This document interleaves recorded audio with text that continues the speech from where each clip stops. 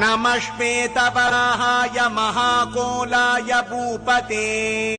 नमश्वेतवराहाय महाकोलाय भूपते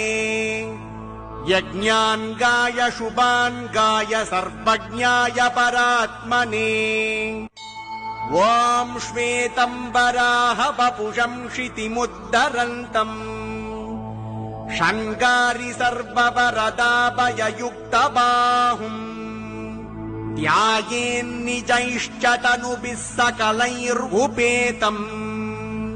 पूर्णम् विभुम् सकलवाञ्छितसिद्धयेजम् हस्तौ हंसपतिः पातु सर्वाङ्गुलीर्हरिः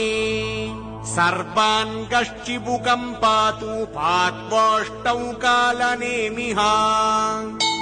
मुखम् तु मधुहा पातु दन्तान्